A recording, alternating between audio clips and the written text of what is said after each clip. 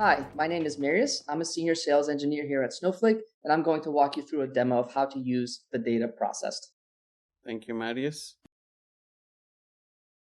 So for a long time, most of the analytics that was done was on structured data, and that structured data was often stored in a table based in a database or a data warehouse. After that, realistically, the data started becoming semi-structured like JSON and XML when they were introduced, and the tables and the data warehouses started supporting the semi-structured data as well.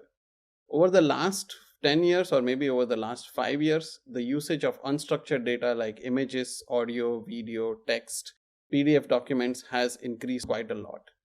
In fact, IDC suggests or predicts that 80% of the world's data will be unstructured by 2025. So, what this has led to is that organizations have now started paying attention towards unstructured data. Especially a wealth of a wealth of information is actually stored in unstructured data, and it's hidden behind unstructured data that organizations want now to take benefits of it. However, there are a lot of challenges with unstructured data. First of all, it's extremely difficult to analyze right now. Customers often have to write custom code to analyze unstructured data, but it doesn't stop there. They need to operationalize a pipeline to actually make sense and have a production pipeline of unstructured data coming in and processing it and structuring it out. The other challenges are the unstructured data are also quite siloed to either a cloud or a region or a storage service. Most often, what I've heard from customers is the unstructured data stays in a blob store, the structured data stays in a database or a table or a warehouse, and it's very difficult to connect these two data sources together and show a meaningful view. And even after you do that, it's actually very difficult to join that with some other data and really create an enriched data set. And that's why we wanted to invest, or Snowflake wanted to invest in unstructured data and really provide a support for all of your data. For a long time, actually since day one, Snowflake has had support for structured and semi-structured data, and it's known for its performance and scalability and a lot of other value that is provided for these two data sets. What we aspire is we want to provide the same Snowflake value for unstructured data and unstructured files so that you can start using the Snowflake Data Cloud for all of your data needs, not just for structured or semi-structured data. This functionality is currently in public preview, and let's go over what this functionality actually provides. So with unstructured data management, what we really provide is a set of features, and the set of features allow you to store and access unstructured data and govern it using Snowflake's fine-grained role-based access control. You can manage it using directory tables, and we'll see a demo for that. These are built-in directory tables, and you can manage your data, you can search through the data, you can process your files very easily. If you want to take governance one more step forward, you can create scoped access to your unstructured data. So you don't have to give full access to your analyst, but you can give only scoped access and really restrict and fine tune those governance policies. Lastly, which are the most interesting part, is the processing of unstructured data. So we will see some demos and we'll see in more in depth on how you can process your unstructured data and how you can really build extensible pipelines so you can operationalize and productionalize the whole processing of unstructured data. And lastly, once you have your unstructured data stored and processed and extracted information out of it, you can package all of that together into a share, and you can share that with your customers or your partners or clients. Okay, so here is an end-to-end pipeline where you can use, or how you can use to process unstructured data. Let me walk you through the components of these pipelines. This specific pipeline is available in private preview because it involves the Java functions, and I'll show you another pipeline which is available in public preview. So walking through the components of this pipeline, first is that the unstructured data that is stored in a Snowflake stage. Now this can be internal stage or an external stage. An internal stage is the storage that is managed by Snowflake, and external stage is the storage that is managed by you, the customer. Irrespective of where you store your data, the functionality should work exactly the same. You can create built-in directory tables on top of the unstructured data that is stored in a stage. The built-in directory table will give you a tabular view or a file catalog view of all of your unstructured data. Then you can have streams on the directory table, which will actually show you what new files have been added to your unstructured storage or your stage, or what files have been deleted or updated, so you can start building and processing these files. Then you can have a task that uses the stream and processes all of the unstructured data that are mapped by the stream. So basically, let's imagine that you have a task that runs every hour. So the task is going to ask the stream, like, hey stream, show me all the new files that were added in the last hour, and let me start running processing only on the new files that were added. So this functionality is really cool, because once the pipeline is built, it just simply keeps on working automatically. Lastly, the task will process the unstructured data using a Java function. All of the processing just happens directly within the Snowflake on the Snowflake compute instances. And then it extracts information out of it, structured information, and it stores the structured data into a table. So now in this table, you can have really a join, or really you can have all your structured data as well as the unstructured data as part of a single table. And here you have just a basic relationship between your structured metadata that you have extracted and the unstructured data, which you can give to your analysts. You can build a very similar pipeline, an end-to-end pipeline using external functions as well. So let's say you don't have Java functions built. Let's say you have scenarios where there are some AWS services or some Google Cloud services that you can use. For example, AWS TextRact. So you have PDF files and you want to use AWS TextRact to extract that data from the PDF. You can use this pipeline, and the exact same pipeline should work very similarly. Okay, so let's see a quick demo of how you can store data, unstructured data, how you can process it using Snowflake. So here I have Snowflake UI or Snowflake Snowsite, and then I have my S3 bucket where I am storing unstructured data. So this is the S3 bucket. The demo which I'm going to show you is about video game file processing. And Marius is going to go more into the demo. I'm going to show you the demo for more or less on the Snowflake side. So these are video game files or video game replay files that are stored in Snowflake, and they are stored in my S3 bucket over here. So what I have done is I have created an external stage to that location where I'm storing the video game replay files. I have a storage integration, and if I do an ls on the stage, it shows me all of the files that are stored on that stage. Now I have a directory table set up on the stage. If you see the directory table over here, it says directory enable equal to true with auto refresh is true. So if I do a select on the directory table, it's going to show me a tabular view of similar to what ls is showing. But other than that, like, it shows also a link, a file URL. So if I click on this file URL, it's simply going to download that file from the wherever the location on the stage is.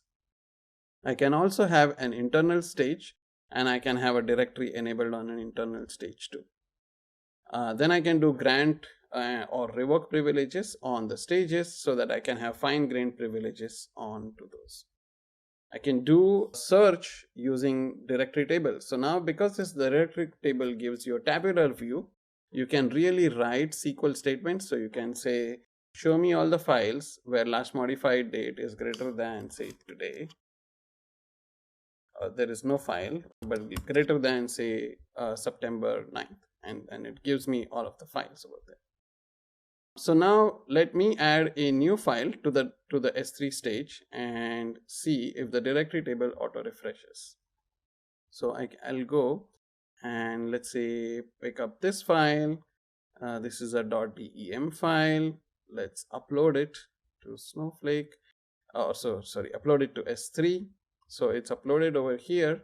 Now when I go and run an ls on the stage, it's going to show me that new file that has been added on the stage. If I look at the directory table, the directory table is also showing actually that new file that is being added. So the directory table auto refresh has kicked in and it is showing off the new file. The way the directory table auto refresh works is if I do a describe on the stage, you will see that there is a directory notification channel. The directory notification channel is an SQS queue. So what I've done is taken that SQS queue, I went here and created a notification for that SQS queue in S3 bucket. So anytime a new file is added to this S3 bucket, it sends a notification to the directory tables or to Snowflake. Then the directory tables auto refresh and it will show the new file that has been added to the S3 bucket. What I can have is I can have a stream on the directory table, and then I can have a select on the stream, which is going to basically show me all the new files that have been added to the directory table. So that's a pretty cool functionality where the stream can basically track what new files have been added. Okay, so moving forward, basically then I can create URLs. There are three types of URLs that I can have. And these are the pre-signed URLs, stage URLs, and the scoped URLs. So as the name suggests, pre-signed URLs are pre-signed. So I can simply click on these files and I can access these files from wherever I want. Stage URLs are something similar, but these are not pre-signed. They are basically just a URL to the file. So whoever is accessing this page URL needs to make a REST API call to this URL, passing the OAuth token, and once the OAuth token is passed in, they can access this file. Of course, because you are in Snowflake, you can simply click on this file and download it because you are already authenticated in Snowflake. And here is how you can create a scoped URL where you are actually not giving analysts a complete access to your bucket, but you are giving them scoped access. So you can generate a scoped URL like this, and the users can simply click on the scoped URLs if they are signed in on Snowflake and then access the file. Okay, lastly, I want to show a demo of the file processing using Java UDFs. So here I have a Java function. Actually, let me show you the Java function first. So here I have a Java function. Notice the signature of the Java function. It's called process. It takes in an input stream and then it returns a string. It's a Java UDF, for example.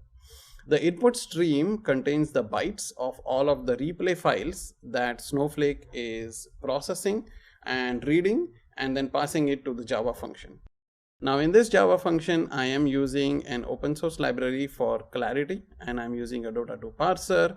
What I'm doing is basically I am creating a mapped source. I am doing a run.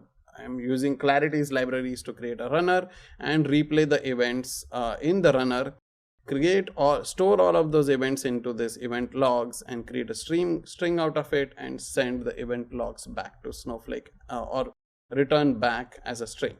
These event logs are in JSON format, and it's basically just an array of all of these event logs in JSON format. And we'll see a quick demo on that. I have compiled this jar into this combat log.jar, and these are all of the dependencies that the jar needs to process that unstructured data. Here is my class name, here is the process, which is the handler. This, as I mentioned, like this is a scalar function, so it takes in a file, which is a string, and then it returns back a string. So the way I can use it is I can just call parse JSON on this function. As I mentioned before, like here is the replay file. The replay file is a string. If you notice, it's a string in Snowflake. When Snowflake calls the Java function, it will read the file, it will convert that string into an input stream and then return back that data. So the Java function has returned, it's basically now a stream of events or a string of events the events are quite large, so that's why the UI doesn't show it. It's about, I think, about 20,000 events in that Java, in that replay file. It's returned back as an array. Now I can flatten this array, I can store this into a table, and then start processing that data, or start building on top of it. Actually, what Marius is going to do is he's going to take this exact events of these all of these events. He's going to store them into a table. He's going to create materialized views on top of that table, and then build an application on top of that, all that extracted data, to actually make sense out of the game replay data. And he's going to derive some very interesting analytics on top of that. So with that, let me not waste a lot of time and hand it over to Marius, because he has a very cool demo of how this structured data is analyzed. Okay, Marius, over to you. Thank you, Soren. Yeah, I'm going to walk you through a demo of how I used the data that Soren just processed. I'm going to be walking through a replay of Dota 2. Dota 2 is an online multiplayer esport in which 2 teams of 5 players compete to collectively destroy a large structure defended by the opposing team, known as the agent. As these 10 players traverse through the map, they are going to create unique data points that we can then later analyze. A single game can have anywhere between 20,000 and over 100,000 data points that we can analyze and derive insights from. In an annual international eSport World Championship for Dota, this year hosted on October 7th through the 10th, 18 international teams will compete for prize money. The international tournament has been going on for about a decade now. The prize pool in 2011, in the first year, was $2 million and exponentially grown to $40 million in 2021. Some of the challenges that current replay analysis tools have is they only aggregate game data, so you can only get one slice of the view. Due to the size and scale, it is difficult to offer second-by-second analytics of the game at large scale. There's 1 million daily active players playing 2.2 million games a day, and in total in the last decade, there's been 5 billion games played in total. This generates about 150 daily raw replay information, 15 terabytes of daily parsed replay information, and in aggregate about 750 petabytes of total replay information over the last 10 years. Pro and amateur players struggle to access next level game metrics to better the game and one up their competition to go for that 40 million prize pool. Where Snowflake can help is the unstructured support, so raw replays can be parsed inside of Snowflake, utilizing Snowflake compute without any auxiliary infrastructure. Replay data can also be accessed available in raw or aggregated form, so you can get tick-by-tick information or aggregated high-level information or anywhere in between, and this is because we offer unlimited storage and compute. The ability to store all and any data means there's no compromise for the end user. It's one cohesive data platform. As you saw in Soren's presentation, we're taking unstructured data stored in the stage, processing it through a Java file, storing that JSON data in a table, then putting materialized views on top of it to have access to aggregated data sets, and then we can, through the virtual warehouses, serve that data to the downstream application that we're going to take a look into. Let's take a look at the demo and see what's happening. This is a game that we're going to analyze between 2 teams. On the Radiant side is Tundra Esports. On the Dire side is Team OG. Team OG is very well known in the Dota 2 community. They've won the last 2 international tournaments, a first by any team, and they've accrued over $33 million in prize money. Team Tundra Esports is new to the Dota scene, and they only have come alive this year, and they've amassed around $350,000 in prize money. On Tundra's side, we have Skyder playing Luna, 9 playing Void Spirit, 33 playing Brewmaster, Snake King playing Mirana, Fata playing Nyx Assassin. On Team OG's side, we have Sumail playing Templar Assassin, Topson playing Invoker, Seb playing Axe, Saxa playing Dark Willow, No Tail playing Shadow Demon. To set the context, in Dota, there are 2 brackets. There's an upper bracket and a lower bracket. When you get eliminated from the upper bracket, you move down to the lower bracket where you have a chance to still compete for the prize money. During this tournament, Team Tundra beat Team OG 2-0 just the day before, and then Team OG was able to make it to the best of 5 championship as well. Team Tundra was again up 2-0. So in this third game that we're going to analyze was really a win or go home scenario for Team OG. Ultimately, they ended up winning 3-2. We're going to analyze where Team Tundra went so wrong and caused them to lose this particular game. So here in the app, we can see an aggregated view of each player's XP and gold. And then below it, we have player's creep score, the current gold for the player at any particular minute, and then the current XP as well. Here at the top, we have a ranking for gold for each player. So here at the current moment, the 5th player, which is Fatah, is currently leading in gold. And then 10th player, which is No Tail, is second in place. Here at the top, we have a timeline of every minute that's happening within the game. And then below it, we have a timeline of every second that's happening in the game as well. We get a high-level view of what's actually happening in the game through this chart. So we can see there's a lot of back and forth, like in a lot of games or sports. Here, the Radiant side has an advantage over the Dire side. So Tundra Esports is winning, and then there's a slight swing, and then Team OG is winning. Tundra Esports gets another advantage here, and then another advantage here, and then Team OG gets a slight advantage here. At this point in the game, at the 33-minute mark, Tundra should, in theory, win this game. They're so far ahead to where there shouldn't be a possibility of them losing. But by the 42nd minute, this game is pretty much over on Team OG's side, and then we're going to take a look and see why this happened or what essentially happened. If we go to the first minute of the game,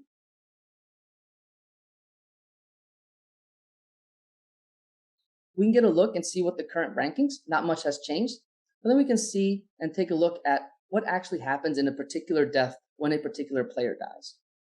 So here, Dark Willow kills Nyx Assassin.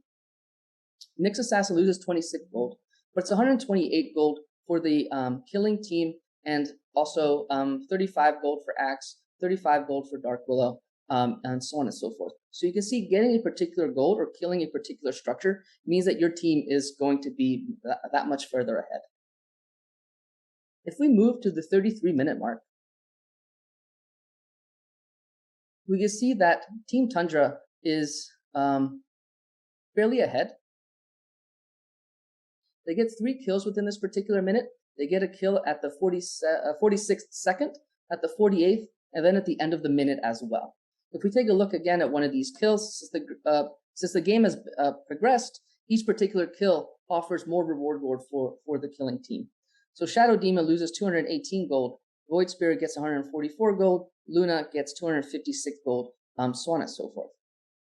Essentially what happened here is, in the next 5 minutes, even though they were so far ahead as indicated by this chart at the 33rd minute, Team OG was very good at staying away from Tundra to where Tundra just couldn't capitalize on their advantage. They were playing much smarter and they were much more efficient. So if you look at the next 5 minutes, at minute 34, Tundra gets a structure kill. So if we look at what this impact essentially is, they essentially get a tower top. So each member of the Tundra side gets 110 gold, and then Luna gets 255 gold. But between minute 34 and minute 40, Team Tundra doesn't do too much, and this gives them enough time for Team OG to essentially come back and win the game. If you look at minute 41 forward, Team OG gets a kill and a structured kill here at minute 41, and then they get 3 kills at minute 42. Again, if we look at the gold here, which is fairly significant, Templar Assassin kills Brewmaster for 81 gold for pretty much everyone on the team, and then another 288 gold. So this is about more than 1,000 gold swing here. And then Team Tundra is actually in the negative gold for this particular scenario, and Team OG is 3,500 gold ahead. So it's about a 4,000 gold swing, which continues to carry on for the rest of the game. At this point, if we look at the chart, at minute 42 is where we have the big swing for Team OG. Team Tundra slightly comes back, but it just isn't enough for them to overcome the disadvantage that they put themselves in. And then at minute 46, Team OG takes 5 structures with a 1-to-1 kill. By minute 48, there's 3 more structures, and the game is pretty much over. Key takeaways here are that Snowflake offers unlimited elastic compute and storage for any workload. There's support for any data structure in a single platform to serve data to any of your downstream applications. Please remember to download these resources at developers.snowflake.com and take a look at the complete guide at quickstarts.snowflake.com. Thank you, and I hope this was useful to you. Thank you everyone for joining.